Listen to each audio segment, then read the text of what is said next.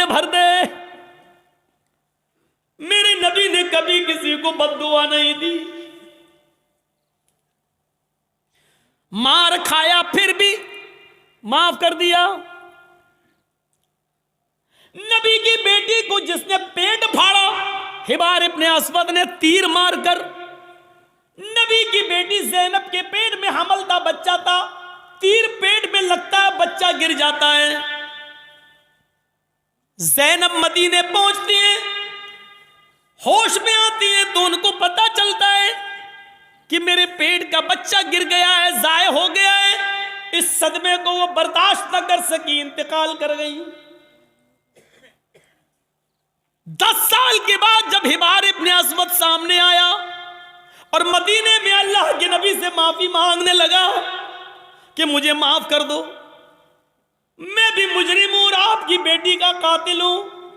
10 साल पहले आपकी बेटी के पेट में तीर मारा था, हमल गिर गया था।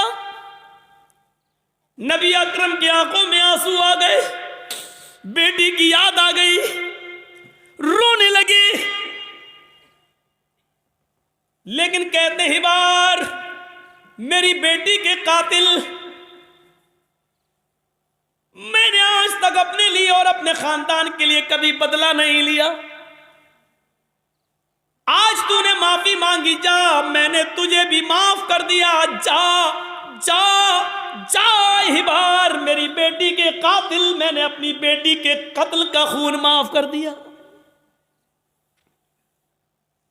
वो हमजा जो नबी का चचा और हिंदा ने पेट फाड़ा, नाक काटी, कान काटा, जबान काटी और इसी में धागा डालकर नाक, कान, जबान का हार बनाकर अपने गले में पहना। वो हिंदा जिसने हमजा का पेट फाड़ के कलेजा निकाला और चबाया, हिम्मत नहीं कर सकी उसको खाने की, थूक देती है। कटी हुई गर्दन, फटा हुआ पेट, निकला हुआ कलेजा, कटी हुई नाक, कटा हुआ कान, कटी हुई जबान। ये लाश जब नबी के सामने आई तो आपकी आंखों में आंसू आ गए और कहा, आए हमजा, कयामत तक जितने भी लोग अल्लाह की राह में कत्ल किए जाएंगे ये शहीद होंगे, लेकिन तू कयामत के दिन सैयदुल शुहदा बनाकर उठाया जाएगा, तमाम शहीदों का सरदार बनाकर उठाया जाएगा। ऐसा हाल करने वाली हिंदा जब नबी के सामने आई तो आपने कहा, क्या चाहती हो? माफी। आपने कहा, हिंदा जा, मैंने तुझे भी माफ कर दिया।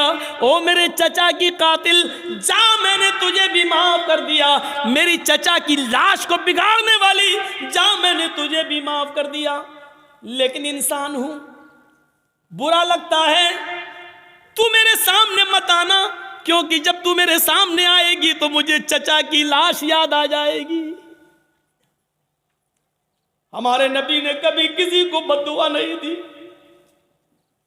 ताइफ वालों ने इतना मारा कि सर फट गया, सर से खून निकला, पैरों पे गिरा, खून जम गया, जूते तक उतर नहीं पा रहे थे उस जमे हुए खून की वजह से। 2 फरिश्ते आए, अरे अल्लाह के नबी, कहो तो इन ताइफ वालों को 2 पहाड़ियों के बीच में पीस दूं। मैं जब गया था हज के उम्रे के लिए तो मेरे वहाँ बहुत प्रोग्राम कराए गए थे। जिद्दा में हुए, दम्माम में हुए और मक्के में हुए, मदीने में हुए। तो हमको ताइफ भी लोग लेकर गए और वो पहाड़ी हमको दिखाई थी लोगों ने वहाँ ताइफ के अंदर, जिस पहाड़ी पर चढ़कर काफिरों ने नबी अकरम को पत्थर मारे। वहाँ के लोग जो थे वो, उन लोगों ने बताया कि मौलाना साहब ये वो जगह है, यहाँ नबी खड़े थे, ऊपर से काफिर पत्थर मार रहे थे। उस जगह को देखा है हमने अपनी आंखों से। काफी ऊंचाई पर पत्थर मार रहे, जोर से पत्थर, ऊंचाई से पत्थर मारेंगे और वो नबी के सर पे लगेगा तो कितनी जोर से लगता होगा। फरिश्ते मौजूद, वो दोनों पहाड़ी जिसके बीच में ताइफ बसा हुआ है, अगर इस पहाड़ी को यहाँ से लाया जाए, उस पहाड़ी को यहाँ से लाया जाए, दोनों को मिलाया जाए तो इस पहाड़ी के बीच में जितने लोग रहते हैं कब पिस के सुरमा बन जाए, कुछ नहीं कहा जा सकता।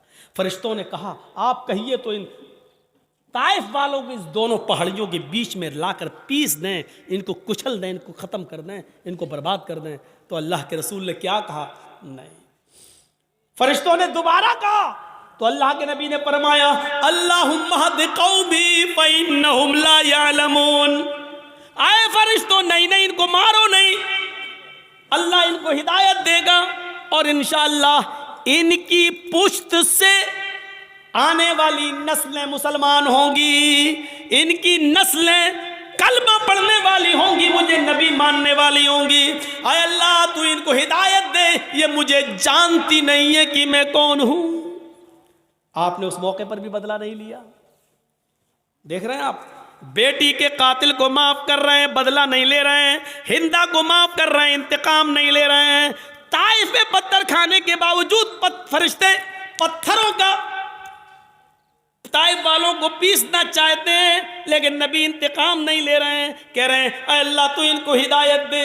मार खाकर दुआएं देने वाले नबी, लेकिन आज उसूल देखो, जिसने कभी बद्दुआ नहीं दी आज वो बद्दुआ दे रहा है। क्या कह रहा है? मला अल्लाहु बुयूतहुम, आय अल्लाह इन काफिरों के घरों को आग से भर दे, इसलिए कि आज इन्होंने मेरी बेटी को कत्ल नहीं किया, मेरे चचा का कलेजा नहीं निकाला, नाक नहीं काटी, कान नहीं काटा, इन्होंने आज मुझे नहीं मारा, बल्कि आज इनकी वजह से असर की नमाज का वक्त निकला।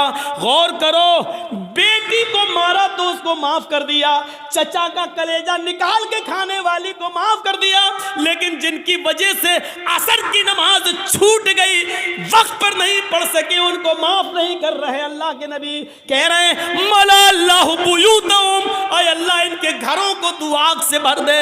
और जब ये मर जाए आग में, और जब इनकी कब्रों, जब इनको दफन किया जाए कब्रों में, तो कुबूरहुम, ऐ अल्लाह मरने के बाद भी इनको बख्शना नहीं, इनकी कब्रों में भी आग लगा देना।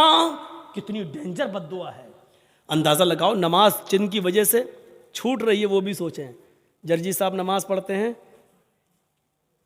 नमाज का वक्त हो रहा है, मस्जिद में जा रहे हैं, और आप नमाज के वक्त में अपने घर में नाश्ता कराने ले जा रहे हैं, तो इसका मतलब यह है कि आपकी वजह से नमाज छूट रही है, आप सबब बन रहे हैं। या तो नमाज से इतना पहले नाश्ता कराना चाहिए था कि अजान के फौरन बाद नमाज पढ़ी जा सके, या फिर नमाज के बाद आपको नाश्ता कराना चाहिए था। आप ऐसे मौके पर क्यों ले जा रहे हैं? ये ज़हन गौर करिएगा, गौर करिएगा। वो जंग हो रही है, अल्लाह सबब मत बनिए किसी का। आप खुद नमाज पढ़ने रहे, दूसरे की भी नमाज छुड़वा रहे हैं आप, ये एक और गुनाह है। काफिर तो वैसे ही जहन्नमी है, लेकिन अल्लाह के रसूल सल्लल्लाहु अलैहि वसल्लम क्या कह रहे हैं? अल्लाह इनके घरों को आग से भर दे, और मरने के बाद जब ये कब्र में दफन हो तो इनकी कब्रों को भी तू आग से भर दे। कमा हबसूना व शगलूना अनिस सलातिल वुस्ता, क्योंकि आज इनकी वजह से मेरी असर की नमाज छूट गई। ओफो, एक वक्त की नमाज, और वो भी छूटी नहीं, पढ़ ली। मगरिब के बाद नहीं पढ़ रहे हैं, मगरिब से पहले ही पढ़ रहे हैं, लेकिन असल वक्त निकल जाने की वजह से अब हम अंदाज़ा लगाएं हम कहाँ खड़े हैं। मौलाना जर्जी साहब, आप चाहे कितना बोल लो नमाज के ऊपर, सुबह फजर की नमाज में हम फिर नहीं आएंगे, घर में सोते रहेंगे।